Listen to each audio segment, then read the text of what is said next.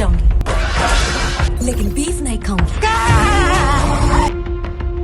একজন হিন্দু তরুণীকে জোর করে গরুর গোশত খাওয়ানো হচ্ছে, এমন একটি দৃশ্য ছড়িয়ে পড়তেই সামাজিক যোগাযোগ মাধ্যমে শুরু হলো তীব্র প্রতিক্রিয়া। ভারতের বিভিন্ন কন্টেন্ট ক্রিয়েটররা তাকে নিয়ে ট্রল করছে, মিমস বানাচ্ছে, নিজেরা গরুর গোশত খাচ্ছে। लेकिन बीफ नहीं खाऊंगी।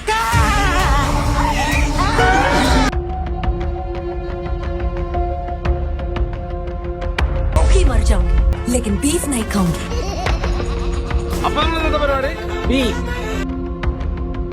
भूखी मर जाऊंगी लेकिन बीफ नहीं खाऊंगी। কিন্তু প্রশ্ন হলো, ঘটনাটি আসলে কি? इंशाअल्लाह अगले 25 साल में पूरा भारत एक इस्लामिक स्टेट होगा और पूरे भारत में शरिया लागू होगा। সাম্প্রতিক বছরগুলোতে এমন অনেক চলচ্চিত্র দেখা গেছে যা সত্য ঘটনা অবলম্বনে দাবি করে নির্মিত হয়, কিন্তু দেখায় একপাক্ষিক দৃষ্টিভঙ্গির ঘটনা। কেরালা স্টোরি 2 এর ট্রেইলার নিয়ে বিতর্ক তারই উদাহরণ। ছবিটি দাবি করে যে কেরালায় হাজার হাজার তরুণীকে প্রেমের ফাঁদে ফেলে ধর্মান্তরিত করা হয়েছে, অথচ যার কিঞ্চিত কোনো প্রমাণ তারা দেখাতে পারেনি, বা থাকলে তো দেখাবে। এদিকে ট্রেইলার প্রকাশের পরপরই রাজ্যের মুখ্যমন্ত্রী পিনারাই বিজয়ন স্পষ্টভাবে বলেছেন, এই ধরনের চলচ্চিত্র কেরালার প্রকৃত ধর্মনিরপেক্ষ বাস্তবতা এবং পরিকল্পিতভাবে সাম্প্রদায়িক বিভাজন তৈরি করছে। अम्मी हमें 3 लड़कियां और लानी है, अब की बार ऊंची जात की लड़की लाएं। প্রথম চলচ্চিত্রটি পরিচালনা করেছিল সুদীপ্ত সেন। এতে দাবি করা হয়েছিল কেরালায় হাজার হাজার তরুণীকে প্রেমের ফাঁদে ফেলে ধর্মান্তরিত করে উগ্রবাদী সংগঠনে যুক্ত করা হয়েছে। আর এবার প্রকাশ হয়েছে কেরালা স্টোরি 2 এর ট্রিজার। এখানে দেখানো বিতর্কিত দৃশ্য এবং পরিসংখ্যান ও উপস্থাপনাকে ঘিরেই শুরু হয় তীব্র বিতর্ক। কেরালার মুখ্যমন্ত্রী পিনারাই বিজয়ন আরও অভিযোগ করেন, কেরালায় সাম্প্রদায়িক দাঙ্গার কোনো ইতিহাস নেই, বরং বহু ধর্মের মানুষের সহাবস্থানই রাজ্যের ঐতিহ্য। কংগ্রেস নেতা ও তিরুবনন্তপুরমের সাংসদ শশী থারুরও সামাজিক যোগাযোগ মাধ্যমে প্রশ্ন তোলেন ছবির তথ্য ভিত্তি নিয়ে। তার মন্তব্য ছিল স্পষ্ট, যে কেরালার ছবি দেখানো হচ্ছে তা বাস্তব কেরালা নয়।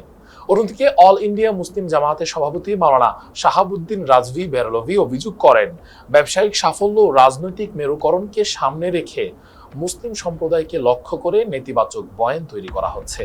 তার ভাষায়, যাচাইবিহীন তথ্যকে সত্য ঘটনা হিসেবে উপস্থাপন করা হলে তা সমাজে অবিশ্বাস ও উত্তেজনা বাড়ায়।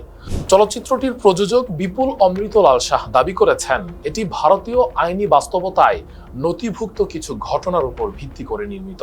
কিন্তু এখানেই প্রশ্ন ওঠে, যদি কিছু বিচ্ছিন্ন ঘটনার ভিত্তিতে একটি সমগ্র রাজ্য বা সম্প্রদায়কে চিত্রিত করা হয়, তবে সেটি কি শিল্পের স্বাধীনতা নাকি প্রোপাগান্ডার কৌশল?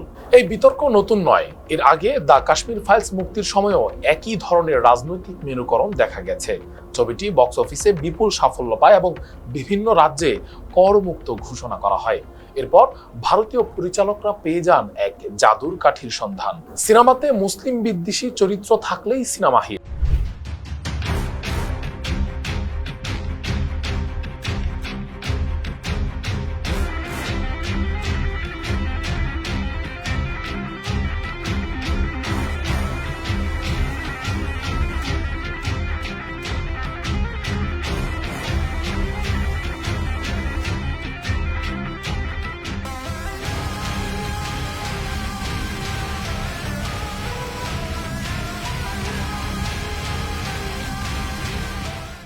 ভারতের সিনেমা শিল্প দীর্ঘদিন ধরেই রাজনৈতিক আবহের প্রভাব মুক্ত নয়। গবেষক মাইদুল ইসলামের imaging Indian Muslim looking through the lens of Bollywood গ্রন্থে উল্লেখ করা হয়েছে, বলিউড প্রায়শই মুসলিম চরিত্রকে একমাত্রিক ও ছাঁচবদ্ধভাবে উপস্থাপন করেছে। কখনো তারা সন্দেহভাজন, কখনো ভুক্তভোগী, কখনো বা নিপীড়নের প্রতীক, কিন্তু পূর্ণ মানবিকতা নিয়ে উপস্থিত খুবই কম। এই প্রবণতা যদি ধারাবাহিকভাবে জোরদার হয়, তবে তা কেবল বিনোদনের ক্ষেত্রে সীমাবদ্ধ থাকবে না, সামাজিক মনস্তত্ত্বেও প্রভাব ফেলবে বা ফেলছে। ये ऐसा कुछ नहीं, कोई लव जिहाद नाम में कोई चीज़ ही नहीं है। बहुत सारे लोग जो है लड़के लड़की एक दूसरे रिलीजन में शादी करते हैं। ये इस देश का संविधान भी ये है। 2002 में गुजरात में दंगे हुए थे, तो क्या उसकी कोई फाइल बनी क्या आज तक? 92-93 में इतने फसाद महाराष्ट्र में हुए थे और श्री कृष्णा कमीशन की रिपोर्ट आई थी कि कौन जिम्मेदार इसका है, उसकी कोई फाइल बनी क्या आज तक? मुसलमानों को पकड़ के दाढ़ी काट करके उनको सूअर का गोश्त खिलाया जा रहा था, इसकी कोई फाइल बनी क्या? तो इसमें ये जो है ना सिर्फ नफरत की बात है। এবার আসা যাক লাভ জিহাদ বা ধর্মান্তরিত এই বিষয়গুলোর বাস্তবতা কতটুকু। 2017 সালে রাষ্ট্রীয় স্বয়ংসেবক সংঘ RSS এর সহযোগী গোষ্ঠী হিন্দু জাগরণ মঞ্চ বেটি বাঁচাও বউ আনো নামে একটি প্রচারণা শুরু করে। এই প্রচারণার মাধ্যমে হিন্দু পুরুষদের মুসলিম নারীদের বিয়ে করার জন্য উৎসাহিত করে। গোষ্ঠীটি জানায় যে তারা আসন্ন মাসগুলোতে 2100 দম্পতির বিবাহ আয়োজন করবে। এটি হিন্দুদের প্রোপাগান্ডার অংশ লাভ জিহাদ প্রতিরোধ এবং জনসংখ্যা নিয়ন্ত্রণ প্রচারের অংশ হিসেবেও উপস্থাপন করা হয়। कि जो मुस्लिम लड़कियां हैं जो सनातन धर्म में आस्था रखती हैं, जो कहीं ना कहीं हिंदू संस्कृति से हमारे हिंदू पर्व और त्योहारों पर विश्वास रखती हैं, प्रसन्न रहती हैं और उनका कोई मित्र अगर हिंदू है तो हम उनकी शादी कराएंगे, उनका खर्चा उठाएंगे शादी का, उनको संरक्षण देने का काम करेंगे। 2023 সালের 16 জন হিন্দু ধর্ম সেনা, একটি ডানপন্থী ধর্মীয় সংগঠন, ঘোষণা করে যে কোনো হিন্দু পুরুষ যদি মুসলিম মেয়েকে নিয়ে পালিয়ে বিয়ে করেন তাকে 11,000 রুপি নগদ পুরস্কার দেয়া হবে। हमको सिर्फ अपनी हिंदू बेटियों को बचाना है और मुस्लिम बेटियों को लेके आना है अपने यहाँ पे, तो इसके लिए हम लोग हिंदू नौजवानों को प्रोत्साहित कर रहे हैं। उनको नगद 11 इनाम, हमने 11,000 का इनाम देने का ऐलान किया है। जो भी हिंदू नौजवान मुस्लिम लड़की को भगा कर लाएगा, उसके साथ शादी करेगा, उसको हिंदू धर्म सेना के द्वारा नगद 11,000 की राशि इनाम के रूप में दी जाएगी। हम लोग का आह्वान है कि हिंदू बेटियों को बचाओ और मुस्लिम बेटियों को लेके आओ। এছাড়াও হিন্দু নেতা একাধিকবার ঘোষণা করে যদি কোনো হিন্দু পুরুষ মুসলিম মেয়েকে ভাগিয়ে বিয়ে করতে পারে তাহলে তার বিবাহের খরচ, তাকে চাকরি এবং তার নিরাপত্তার সম্পূর্ণ দায়িত্ব তাদের। दो पे कम से कम 10 मुसलमान लड़की लाओ और उसको हिंदू। कितने नौजवान तैयार है जरा हाथ उठाओ।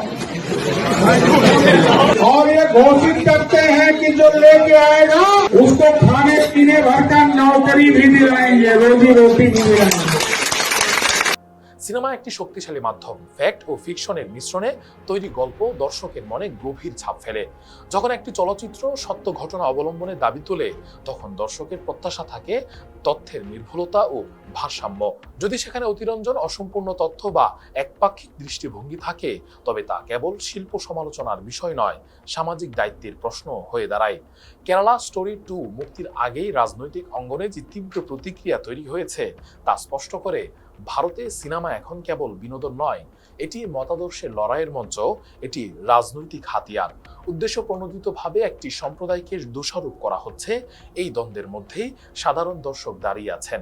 তিনি কি তথ্যভিত্তিক বিশ্লেষণ পাবেন নাকি আবেগ নির্ভর বয়ান? শেষ পর্যন্ত প্রশ্ন শিল্প বনাম প্রোপাগান্ডার। একটি গণতান্ত্রিক সমাজে মত প্রকাশের স্বাধীনতা অবশ্যই থাকতে হবে, তবে সেই স্বাধীনতা যদি যাচাইবিহীন অভিযোগ বা সমষ্টিগত দোষারোপের মাধ্যমে সামাজিক বিভাজন গভীর করে তোলে তবে তার পরিণতি সুদূর প্রসারী হতে পারে।